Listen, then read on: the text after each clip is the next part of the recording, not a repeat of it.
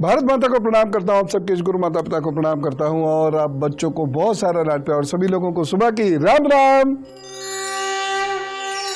आज कुछ भयंकर समस्याओं के ज्योतिष निदान की बात करेंगे। आज हम बात करेंगे कि क्यों ऐसा होता है कि मन थका सा रहता है, वजन या तो बहुत बढ़ जाता है, कम हो जाता है, किसी से मिलने जुलने का ज्यादा मन नहीं करता, टास्क टारगेट्स दिमाग में तो होते हैं लेकिन उस पर हम काम नहीं कर पाते, कंसंट्रेशन हमारा कमजोर हो जाता है, हम बहुत सारी कल्पनाएं तो सजाते हैं लेकिन उन कल्पनाओं पर हम काम नहीं कर पाते, शरीर थका रहता है, सोकर उठने पर भी नींद बनी रहती है, शरीर से आलस से नहीं जाता।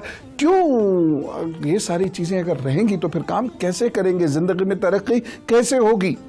और वैसे भी आज तो जिंदगी हमसे बहुत कुछ ले रही है, तरक्की की बहुत बड़ी कीमत हम लोगों को चुकानी पड़ रही है।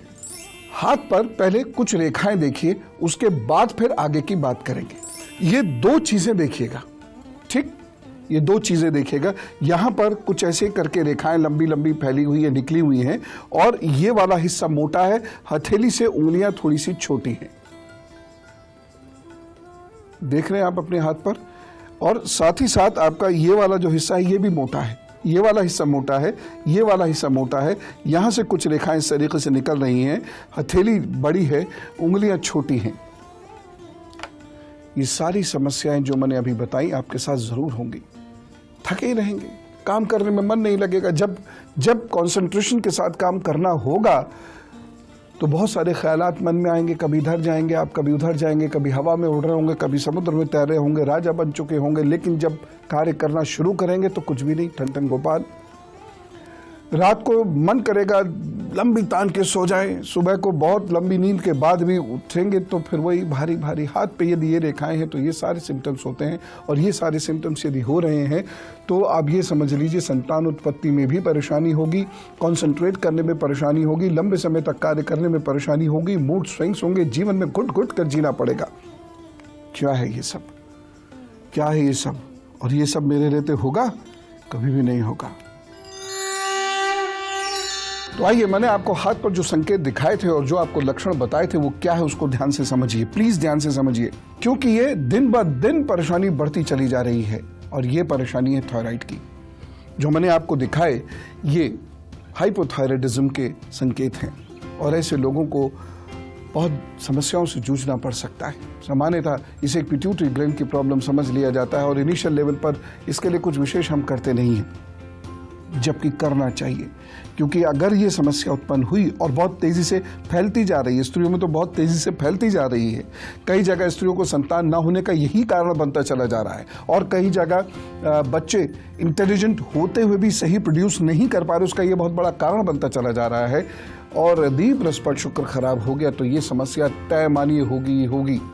चंद्रमा भी इसे नहीं रोक पाएगा, चंद्रमा स्वयं पीड़ित हो जाएगा और आपको बहुत सारी समस्याएं देगा। तो बृहस्पति शुक्र और चंद्रमा ये तीनों पीड़ित, तो ये समस्याओं से आपको जूझना पड़ेगा और इसकी वजह से बहुत दिक्कत होगी। और देखिए आज दुनिया बहुत बदल चुकी है, आपको बांधने वाला, आपको अपने साथ लेके चलने वाला शिक्षक और गुरु बहुत कम रह गए हैं। इसलिए जिनको थायराइड की प्रॉब्लम हो जाती है इन्हें हमेशा किसी इमोशनल सपोर्ट की जरूरत पड़ती है, नहीं तो ये जीवन में सक्सेस नहीं प्राप्त कर पाते। और वो सपोर्ट यदि आपको नहीं मिला, जैसे समाज में होता ही आजकल, तो फिर आपको बहुत दिक्कत हो जाएगी, क्योंकि बृहस्पति शुक्र चंद्र तीनों डिस्टर्ब्ड है। इसके लेकिन उपाय हैं, बस पेरेंट्स को थोड़ा सा समझना पड़ेगा कि यदि बच्चा पढ़ने में डल हो रहा है, सुबह को उठने में दिक्कत हो रही है, उठने के बाद वो बहुत अलर्ट एक्टिव नहीं हो रहा है, तो कहीं ये समस्या तो नहीं, शरीर भारी होता चला जा रहा है तो कहीं ये समस्या तो नहीं, मूड स्विंग्स बहुत हो रहे हैं तो कहीं ये समस्या तो नहीं, उसको अपच की समस्या हो रही है तो कहीं ये कारण तो नहीं है, उसकी नींद सही नहीं हो पा रही है, कहीं ये कारण तो नहीं है, उसको क्रोध आ रहा है, जिद कर रहा है, कहीं ये कारण तो नहीं, क्योंकि इसका असर दिमाग पर भी सीधा जरूर होता है। देखिए ना, कितनी सारी समस्याएं मैंने आपको गिना दी, लेकिन इसके उपाय संभव हैं, इसलिए टेंशन मत लीजिए। बस मेरे साथ हर बात को गहराई से समझ लीजिए, क्योंकि मैं इसी में विश्वास करता हूं। चमत्कार तो अगर करने होंगे तो प्रभु को करेंगे। मैं चमत्कार की दृष्टि से ना कुछ कार्य करता हूं, ना आपको करने के लिए कहता हूं। बस पथ को समझिए और पग पग मजबूती से रखते हुए जिंदगी में आगे बढ़ते जाइए, सब ठीक हो जाएगा। मैं बार बार खास तौर से बच्चियों से, स्त्रियों से बार बार कहता हूं, तनाव मत रखो, तनाव मत रखो। और विशेषकर उन स्त्रियों से जो बच्चे की आस लगाए हुए हैं, बार बार कहता हूं तनाव मत रखो, तनाव मत रखो। क्यों ऐसा कहता हूं? क्योंकि तनाव से हमारे हार्मोन्स डिस्टर्ब हो जाते हैं, पिट्यूटरी ग्लैंड डिस्टर्ब हो जाता है, हमारा थायराइड डिस्टर्ब हो जाता है। और बच्चों, इसीलिए मैं आपसे भी कहता हूं, बड़ा सोचो, बड़ा सोच के करने की कोशिश करो, लेकिन बड़ा सोच के हाय हाय हाय हाय करके तनाव मत लो। मेहनत करो, और मेहनत भी कैसे, गड्ढा खोदने वाली मेहनत नहीं कह रहा हूं, एक एक पग को मजबूती से रखते जाओ, उस पर भरोसा रखो, सब ठीक हो ही जाएगा। क्योंकि तनाव एक बहुत बड़ा कारण बन रहा है थायराइड का। और सीधी यदि आप बहुत ज़्यादा तनाव लेते हैं, लेती हैं, या आपको वो सारे लक्षण उत्पन्न हो रहे हैं जो मैंने अभी बताए हैं, तो इस हिस्से का दिन भर में कम से, और देखिए ये बीमारी, परेशानी तो अपनी जगह है ही है। ये अगर हार्मोनल डिस्टर्बेंस है तो मस्त हो जाइए, लेकिन अपने आप को प्रभु शरण में छोड़। देखिए, इन सभी लक्षणों पर, और हाथ में जो मैंने 3 चीजें बताई, इन सभी के लिए आपको एक पहला उपाय बताता हूं, वो ये है धनिया। ताजा मिल जाए तो क्या कहने, लेकिन ये धनिया देसी होना चाहिए। देसी धनिया क्या है कि उसको ऐसे ऐसे हल्का सा भी करेंगे तो बड़ी अच्छी सुगंध आएगी उसके अंदर। अगर आप फिलहाल ताज़ा धनिया नहीं मिलेगा, अगर धनिया दाने भी हो तो कौन से दाने, जिनको ऐसे ऐसे सूंघेंगे तो उसमें बड़ी अच्छी खुशबू आएगी।